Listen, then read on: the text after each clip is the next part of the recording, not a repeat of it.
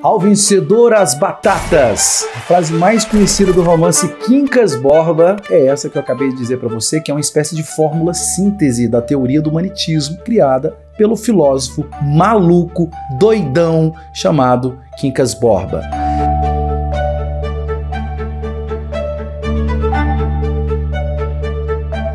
Eu começo a aula já com uma pergunta. Por que esse livro se chama Quincas Borba? Quem seria Quincas Borba? É o filósofo ou o cachorro? Vale dizer que eu tenho tanto um cachorro, tanto um filósofo, um ser humano dentro da narrativa que se chama Quincas Borba. E aí? O próprio Machado de Assis diz que esse tema é uma questão prenhe. Professor, o que é prenhe? Prenhe é o mesmo que grávido. Então ele quer dizer que essa pergunta, ela dá muito pano para manga. É esse o raciocínio. Bom, mas deixa eu defender contigo.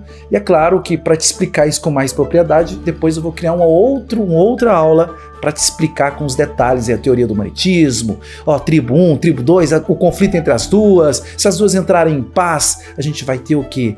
Ambas irão morrer de inanição. Mas espera aí, professor, por que o livro se chama Quincas Borba? Dá para nós defendermos que Quincas Borba é, ao mesmo tempo, uma alusão à figura humana e uma alusão à figura do cachorro. Por quê? Tanto o ser humano quanto o cachorro, eles vivem a mesma condição de barbárie. Ambos vivem um estado primitivo e selvagem, que pode ser muito bem sintetizado e explicado por meio da teoria do humanitismo, que é uma espécie de radicalização do darwinismo. Então o título se refere tanto ao homem quanto ao animal, que vive uma condição análoga, semelhante, de selvageria, de egoísmo, de irracionalidade. Então o título do livro faz alusão tanto ao homem quanto ao animal, ao cachorro, porque eles vivem no mesmo patamar de quê? De selvageria na sociedade. Fechou? Fechou. Esse livro, Quincas Borba, é uma produção de 1891, 10 anos depois da publicação do livro Memórias Póstumas de Brás Cubas. Inclusive, nós podemos ver o Quincas Borba como uma espécie de desenvolvimento da narrativa Memórias Póstumas de Brás Cubas. Na verdade, seria não um desenvolvimento, mas seria uma espécie de maneira que o Machado de Assis criou para aprofundar na teoria do humanitismo, que o slogan é aquele que eu acabei de dizer para você. Esse livro é uma produção do realismo brasileiro. Eu não vou ficar aqui perdendo tempo explicando para você o que é realismo, quais as marcas, etc, etc e tal, mas eu quero te dizer apenas uma característica do realismo que a gente vai ter aqui, que é a ideia da análise psicológica. É interessante que, diferentemente do romantismo, que é uma preocupação com a paisagem do Brasil, com a identidade nacional, a obra realista, ela está preocupada com o indivíduo em sociedade, indivíduo esse que, mesmo no Brasil, na Rússia, na China ou no Iraque, tem uma mesma essência. Então o realista está preocupado com aquilo que há de universal no ser humano, diferente do romantismo, que está muito interessado com aquilo que é local do ser humano. Inclusive, uma das marcas do realismo é justamente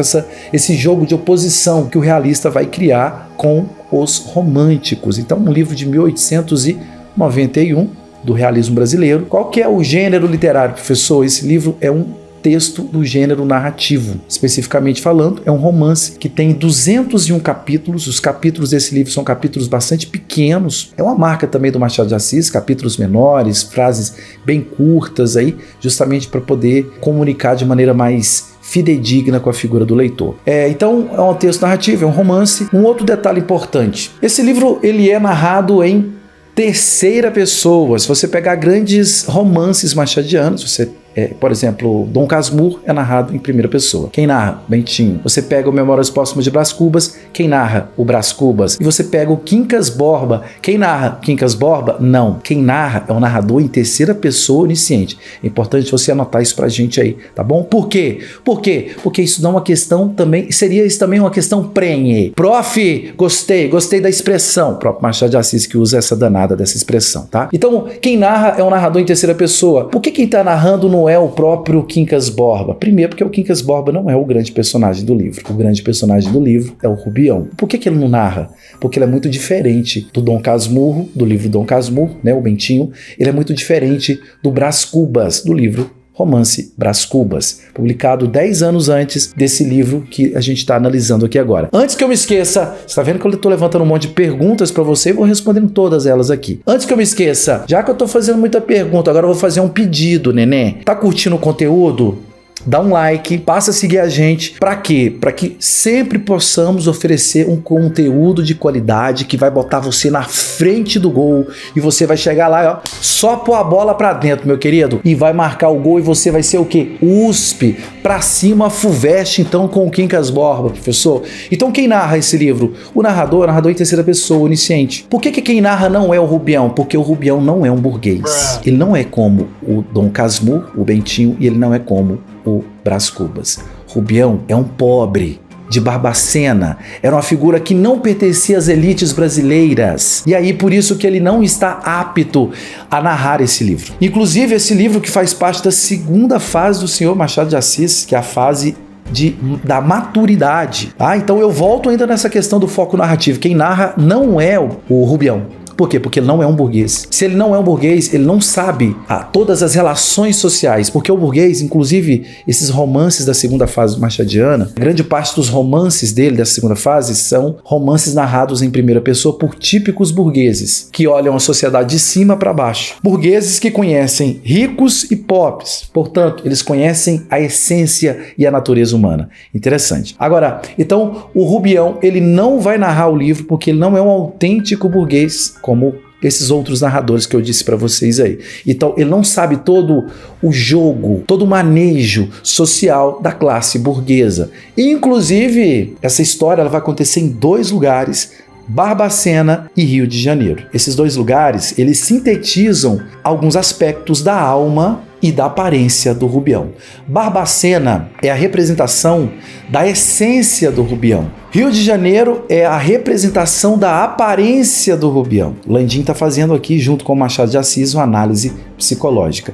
Análise psicológica, vou falar desses 2 lugares ainda, consiste em o Machado de Assis, ele vai retirar todas as máscaras sociais do indivíduo e vai mostrar esse indivíduo como ele é de verdade. Então, essencialmente, o Rubião, ele é um sujeito de pensamento monárquico. Ele nasce em Barbacena. Dentro do livro, o Rubião detesta a figura de mão de obra livre. A escravidão já acabou e o Rubião vai ter que usar a mão de obra de estrangeiros, espanhóis, franceses. Isso já caiu, inclusive, na prova do Enem, uma questão sobre isso, tá? Então, essencialmente, o Rubião, ele é um monárquico, escravocrata, essa é a essência dele. Agora, aparentemente, o Rubião que você sabe que vai ganhar a herança do Quincas Borba, o filósofo malucão, olha, narrando um pouco a história pra você, só que narrar essa história de verdade, igual gente grande, vou deixar para um outro bloco de aula, aí eu vou expor bonitinho pra você, com mais propriedade, analisando o livro. Você vai ver esse primeiro encontro nosso aqui como uma espécie de introdução a Quincas Borba. Fechou, bebê? Fechou. Vai lá, não esquece de dar aquele like, hein? Opa, esqueceu. Vai lá, dá aquele like, dá o incentivo pro professor fazer um conteúdo de qualidade para você. Então, o Rubião, essencialmente, ele tem um pensamento monárquico, só que aparentemente quando ele vai para o Rio de Janeiro, e lá no Rio de Janeiro o Rubião vai tentar viver como um burguês, só que ele não é um burguês. Ele não nasceu na burguesia. Portanto, ele não sabe todos os códigos, todas as questões de ordem antropológicas, todo o pensamento burguês. Vai fingir ser um burguês, mas ele não é um burguês. Ele continua com a alma lá no passado, em Barbacena, como professor. E aí, quando ele vai para o Rio de Janeiro, ele vai bancar algo que ele não consegue sustentar, que é fingir ser um burguês. Então, o Machado de Assis, ele vai paulatinamente mostrando essa ideia que o Rubião vai tentar trocar de roupa. Ele troca de roupa, mas a essência dele é a mesma. E olha que interessante, o próprio Rubião pode ser visto como uma espécie de alegoria do Brasil, que vai tentar ser república, só que não vai conseguir. Por que o Brasil não vai conseguir? Porque a essência dele ainda é escravocrata. A essência do Brasil ainda é monárquica, conservadora. E aí o Brasil, por uma canetada, por meio de militares, instaura o quê? A República Federativa do Brasil. Só que o Brasil simplesmente trocou de roupa. E o Brasil não vai conseguir sustentar por muito tempo essa máscara de quê? De república. Igualzinho o bonitão do Rubião. O Rubião finge ser algo que ele não é. Então o Rubião, lá em Barbacena, ele vai descobrir que o Quincas Borba, o filósofo, morreu. Interessantíssimo romance. Por quê? O Rubião, que tinha deixado de ser professor para cuidar do amigo. Que amigo, professor? O bonitinho do Quincas Borba, o filósofo louco. E aí você fala assim, nossa, que pensamento legal, professor. O amigo vai cuidar do outro que está enfermo. Moçada, isso aqui é realismo? Aparentemente, Rubião parece gostar do Quincas Borba, mas no fundo, ele tá de olho na herança. Olha que louco, um certo dia, o Rubião tá lá lendo um jornal. Deixa eu pegar esse livro aqui que é lindo, maravilhoso, livro Mensagem, professor. Olha que edição incrível. Olha que edição Mensagem. Aqui pode ter uma mensagem para você. Ó. Não acredito. O Rubião tá lendo aqui, que belezura, ele tá lendo o jornal. Ele que estava convivendo com o Quincas Borba em Barbacena, o Rubião está lendo no jornal. Antes do Quincas Borba partir para o Rio de Janeiro, o médico disse para o Quincas Borba, você não pode ir para o Rio de Janeiro. E o que o Quincas Borba vai falar? Eu vou. O médico fala, não pode. O Rubião fala também, não pode ir para o Rio de Janeiro. Você está doente. E aí o Quincas Borba diz o seguinte, é por isso que eu preciso ir para o Rio de Janeiro.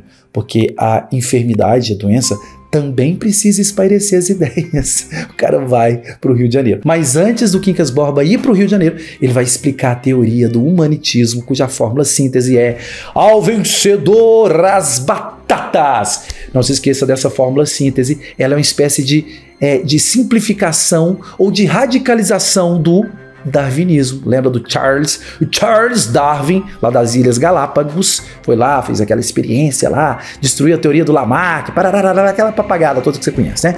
Eu posso falar disso em outro momento. Mas enfim, a FUVEST colocou esse livro, então, esse livro é uma grande narrativa. O Rubião percebeu que o Quincas Borba foi para o Rio de Janeiro e um belo dia o Rubião está lendo um jornal, lá na casa dele em Barbacena.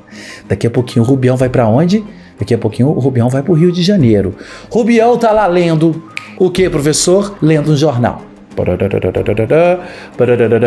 E aí o Rubião vai ler aqui no jornal que o Quincas Borba tinha morrido lá no Rio de Janeiro e que ele, Quincas Borba, tinha deixado a herança, o testamento da herança, num testamento que estava onde? Em Barbacena. Olha que loucura. Que loucura o quê, professor?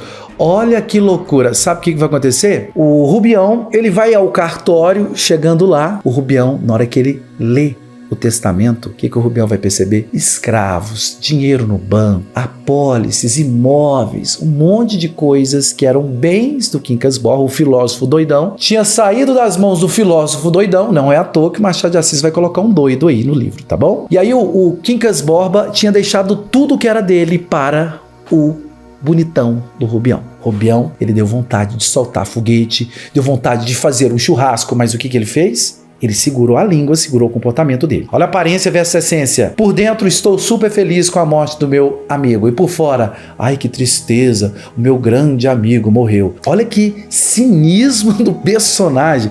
Cara, é muito foda. Inclusive, antes do Quincas Borba morrer, ele tinha mandado uma carta pro Rubião. O Quincas Borba estava dizendo que ele era o São Tomás de Aquino. O Rubião leu a carta, ele pensou assim, eu mostro essa carta pro médico ou não? Mostro ou não? Mostrar ou não uma carta ao médico? That's the question. O que o Rubião vai fazer? Ele vai esconder a carta. Por quê? Ele estava mal intencionado. Ele esperava o quê? Quando o Quincas Borba morresse, ele temia, talvez, que as pessoas pudessem questionar o testamento do Quincas Borba. Então o Rubião vai ficar o quê? Caladinho e vai pegar todo o bolo financeiro do Quincas Borba que morreu no Rio de Janeiro. Então, detalhe, aqui tem uma questão inteligentíssima. Lá no testamento, o Quincas Borba colocou uma observação, que o Rubião deveria cuidar ad eternitatem do cachorro Quincas Borba. E sabe o que o Rubião já tinha feito com o cachorro? Ele tinha dado o cachorro para a comadre dele, não, Angélica. Ele pegou o cachorro e deu para os outros. O Quincas Borba colocou lá assim, olha, quando o cachorro morrer, faço o altar na casa. Pausa, que aqui tem um negócio bacana. Por que o filósofo Quincas Borba quer que o Rubião sempre fique ao lado do cachorro? Olha que questão inteligentíssima. O Rubião jamais esqueça a teoria do humanitismo, porque se ele esquecer, ele vai entender na prática o que é ao vencedor as batatas. E olha que doideira que é o livro. O Rubião ele vai na casa da cunhada, da comadre, desculpa, e pega o cachorro pra trás. Fala, ó, deixa eu pegar o cachorro de volta aí, entendeu? Então ele pega o cachorro, vai pro Rio de Janeiro com o cachorro depois. Então, porque o Rubião ele vai ter que ir pro Rio de Janeiro pegar a herança. Está sempre ao lado dele, Rubião, o cachorro Quincas Borba. Lá no final do livro, quando o Rubião, eu vou narrar com detalhe depois pra você, fique em paz. Isso aqui é só, repito, uma apresentação pra fazer você começar a se encantar pelo livro. Segundo Todorov, que é um teórico fudido aí, ele fala que o maior papel do professor de literatura é ser um vendedor de histórias. Então o que eu tô fazendo aqui com você? Eu tô vendendo o livro Quincas Borba pra você. Eu quero que você leia o livro. E antes que eu... Não. Você já curtiu aí o vídeo? Já curtiu a aula? Pois é, curte, dá aquele like bacana aí, passa a seguir a gente para sempre ter conteúdo de qualidade. Posso fazer exercícios com vocês aqui, exercício FUVEST, questão fechada, questão aberta, botar você dentro da USP. Fechou? Fechou. Finalizando aqui só esse iniciozinho que depois eu vou retomá-lo de maneira mais desenvolvida. O Quincas Borba morreu, então o Rubião vai para o Rio de Janeiro para tentar pegar essa herança. Rubião vai ficar meses no Rio de Janeiro, rico, vivendo como rico, coisa que ele não era. E aí no final do livro o Rubião vai perder tudo. Por que ele vai perder tudo? Ao vencedor as batatas. De novo eu volto nessa frase épica, conhecidíssima, que eu quero te explicar depois. Ela é a base de toda a estrutura do humanitismo. Então o Rubião vai para o Rio de Janeiro, perde tudo, inclusive ele vai enlouquecer. E quando ele fica louco, ele consegue, efetivamente falando, compreender a teoria do humanitismo. Antes, quando o Quincas Borba explicou para ele a teoria do humanitismo, o Rubião não conseguiu entender. Agora, ele vai entender sim a teoria do humanitismo quando ele enlouquece e quando ele perde tudo. Por isso que no final do livro, o Rubião vai ficar lá muito louco também, dizendo o tempo todo: ao vencedor as batatas, ao vencedor as batatas, ao vencedor as batatas, ao vencedor as batatas. Ele vai ficar falando isso 24 horas. O bicho tá doidão, velho. Então, isso tem um porquê. Só que eu vou desenvolver isso contigo em outros blocos aí. Seja USP, bebê, pra cima da FUVEST. Eu quero te ajudar a construir a sua nota. Afinal de contas, a única disciplina no vestibular FUVEST que você sabe e você tem plena certeza que vai aparecer, dá pra você acertar questões que você sabe que vai aparecer, é a prova de literatura com as obras literárias. Fechou, neném? Então, eu desenvolvo o livro em outras partes aí com mais aulas pra você. Fui, fica com Deus, até a próxima.